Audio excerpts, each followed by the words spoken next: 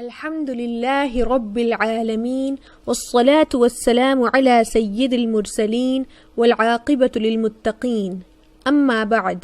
Number 1، اسلامی تاریخ۔ خندق کھودنے میں صحابہ کی قربانی۔ صحابہ کرام رضی اللہ عنہم نے سخت سردی، بے سر و سامانی اور فاقہ کشی کے باوجود پوری ہمت و استقامت کے ساتھ خندق کھودنے کا کام انجام دیا۔ حضرت ابو طلحہ رضی اللہ عنہ نے بھوک کی شدت سے اپنا پیٹ کھول کر دکھایا جس پر ایک پتھر باندھا ہوا تھا۔ یہ دیکھ کر رسول اللہ صلی اللہ علیہ وسلم نے اپنے پیٹ سے کپڑا ہٹایا تو صحابہ نے دیکھا اس پر 2 پتھر بندھے ہوئے تھے۔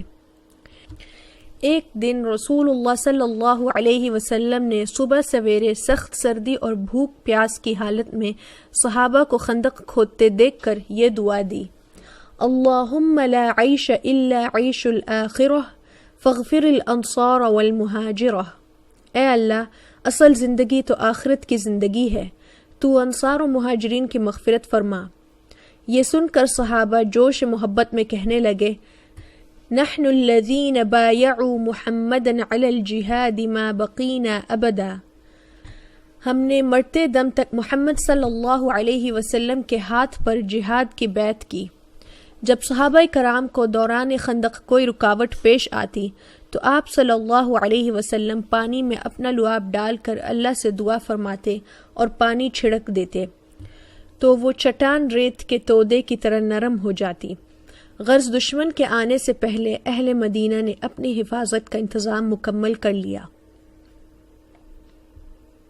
نمبر 2، حضور صلی اللہ علیہ وسلم کا معجزہ، بکریوں کے تھنوں میں دودھ بھر آنا۔ حضرت ابو قرصافہ جندرۃ بن خیشنہ فرماتے ہیں کہ میرے والد کا انتقال ہو چکا تھا۔ میں اپنی والدہ اور خالہ کی پرورش میں تھا۔ میں جب بکریاں چرانے جاتا تھا تو میری خالہ مجھ سے کہتی تھی کہ محمد کے پاس کبھی مت جانا، وہ تجھے گمراہ کر دیں گے، لیکن پھر بھی میں بکریاں لے کر گھر سے نکلتا اور بکریوں کو چرنے کے لیے چھوڑ دیتا اور میں رسول اللہ صلی اللہ علیہ وسلم کی مجلس میں چلا جاتا اور ان کی باتیں سنتا۔ جب میں شام کو بکریاں لے کر واپس گھر جاتا تو میری خالہ کہتی کہ بکریوں کے تھن کیوں خشک ہیں، تو میں کہتا پتہ نہیں۔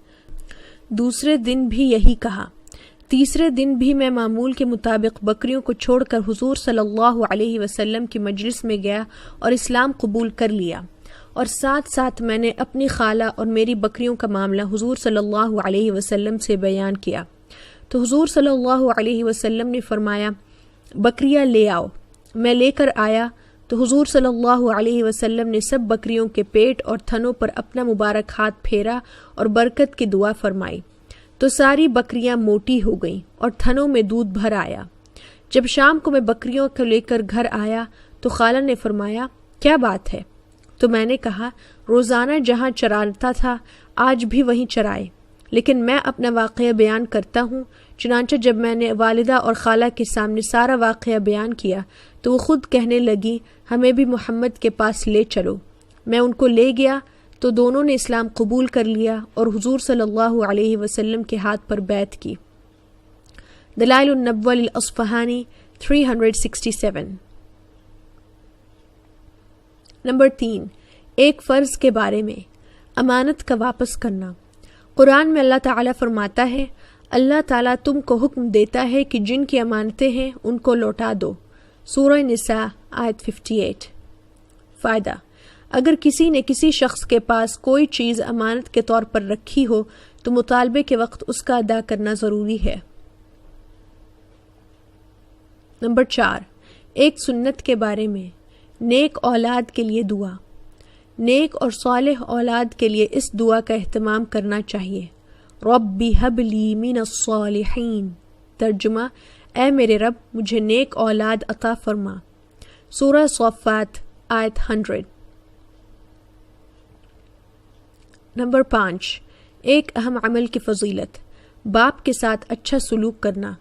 رسول اللہ صلی اللہ علیہ وسلم نے فرمایا باپ کے ساتھ حسن سلوک کا اعلیٰ درجہ یہ ہے کہ اس کے چلے جانے کے بعد اس کے ساتھ تعلقات رکھنے والوں کے ساتھ حسن سلوک کرے۔ مسلم 6515، عن ابن عمر رضی اللہ عنہ۔ نمبر 6، ایک گناہ کے بارے میں کفر کرنے والوں کا ناکام ہونا۔ قرآن میں اللہ تعالیٰ فرماتا ہے، بے شک جو لوگ کافر ہو گئے اور انہوں نے اوروں کو بھی اللہ کے راستے سے روکا اور ہدایت ظاہر ہونے کے بعد اللہ کے رسول کی مخالفت کی، تو یہ لوگ اللہ کے دین کو ذرا بھی نقصان نہیں پہنچا سکیں گے۔ اللہ تعالیٰ ان کے تمام اعمال کو برباد کر دے گا۔ سورہ محمد آیت 32۔ نمبر 7، دنیا کے بارے میں صرف دنیا کی نعمتیں مانگنا۔ قرآن میں اللہ تعالیٰ فرماتا ہے، جو شخص اپنے اعمال کے بدلے میں صرف دنیا کے انعام کی خواہش رکھتا ہے تو یہ اس کی نادانی ہے۔ اسے معلوم نہیں کہ اللہ تعالیٰ کے یہاں دنیا اور آخرت دونوں کا انعام موجود ہے، لہٰذا اللہ سے دنیا اور آخرت دونوں کی نعمتیں مانگو۔ اللہ تمہاری دعاؤں کو سنتا اور تمہاری نیتوں کو دیکھتا ہے۔ سورہ نساء آیت 134۔ نمبر 8، آخرت کے بارے میں ایک ساتھ جنت میں جانے والے۔ رسول اللہ صلی اللہ علیہ وسلم نے فرمایا، میری امت کے 70,000 یا 7 لاکھ افراد ایک ساتھ جنت میں داخل ہوں گے، ان کے چہرے 14ویں رات کے چاند کی طرح چمک رہے ہوں گے۔ بخاری 3247 عن سہل بن سعد رضی اللہ عنہ۔ نمبر 9، طب نبوی سے علاج، زبان پر مسواک کرنا۔ حضرت ابو موسیٰ اشعری رضی اللہ عنہ فرماتے ہیں کہ میں رسول اللہ صلی اللہ علیہ وسلم کی خدمت میں حاضر ہوا۔ آپ مسواک کر رہے تھے اور مسواک کو زبان پر رگڑ رہے تھے اور آ کر رہے تھے۔ نسائی 3۔ فائدہ، اس طرح مسواک کرنا کہ زبان کے آخری کنارے یعنی حلق تک جائے، پھنسے ہوئے بلغم کو نکالنے اور دور کرنے میں مفید ہے۔ نمبر 10، نبی صلی اللہ علیہ وسلم کی نصیحت۔ رسول اللہ صلی اللہ علیہ وسلم نے فرمایا، تم اللہ کی عبادت اس طرح کرو گویا تم اس کو دیکھ رہے ہو۔ تم اپنے آپ کو مردوں میں شمار کرو، پھر ایک ایک پتھر اور درخت کے پاس اللہ کو یاد کرو، اور جب تم کوئی برا کام کر بیٹھو تو اس کے ساتھ ہی اچھا کام کر لیا کرو۔ پوشیدہ گناہ کے بدلے پوشیدہ نیکی اور کھلم کھلا گناہ کے بدلے کھلم کھلا نیکی کر لیا کرو۔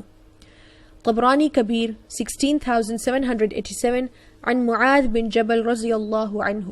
سبحان ربک رب العزة عما یصفون وسلام علی المرسلین والحمد للہ رب العالمین۔